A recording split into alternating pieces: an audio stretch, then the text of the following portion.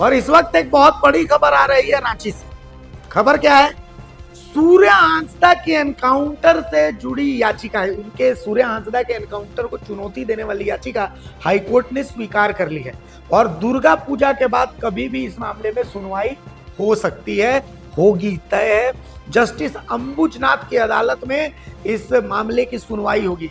असल में सूर्य हांसदा के संदिग्ध एनकाउंटर के मामले को हाई कोर्ट में चुनौती दी गई है। इस एनकाउंटर को फेक बताने वाली याचिका है, जिस याचिका को हाई कोर्ट ने स्वीकृत कर लिया। यानी हाई कोर्ट को ये लगता है कि संभवतः ये जो एनकाउंटर, इस एनकाउंटर को लेकर के जो सवाल उठे, उन सवालों में कुछ दम है, जिसके बाद इस याचिका को कबूल कर लिया गया है। जस्टिस अंबुजनाथ की अदालत में इस याचिका पर सुनवाई होगी और दुर्गा पूजा के बाद इस याचिका की सुनवाई की तारीख बाकायदा मुकर्रर होगी और उसके बाद इस मामले की सुनवाई होगी। लेकिन सूर्य हांसदा के परिजनों की ये बहुत बड़ी जीत है। सूर्य हांसदा के परिजन लगातार सवाल उठा रहे हैं, गोड्डा पुलिस पर सवाल उठा रहे हैं और उनका आरोप है कि भाई जेएमएम के एक बड़े नेता हैं, उनके इशारे पर, और बड़े नेता के पंकज मिश्रा जो है केंद्रीय महासचिव है जेएमएम के, उनके इशारे पर इस एनकाउंटर को अंजाम दिया गया। सूर्य हांसदा की मां लगातार ये आरोप लगा रही थी और जिसके बाद तमाम एसटी आयोग, राष्ट्रीय एसटी आयोग जो है उसने तो संज्ञान लिया ही है।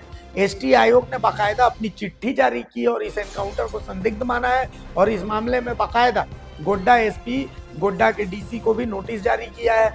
वहीं अब इस मामले की सुनवाई हाई कोर्ट में भी होगी। तो हाई कोर्ट में इस मामले की सुनवाई होने पर गोड्डा, बाकायदा इसमें डीजीपी को भी प्रतिवादी बनाया गया है, गोड्डा एसपी को प्रतिवादी बनाया गया है। तो अब देखना है कि इस मामले में आगे क्या होता है। लेकिन कुल मिलाकर के सूर्य हांसदा एनकाउंटर के मामले में हाई कोर्ट में यह मामला, याचिका जो है वो स्वीकार होने के बाद अब सरकार की मुश्किलें बढ़ती नजर आ रही हैं।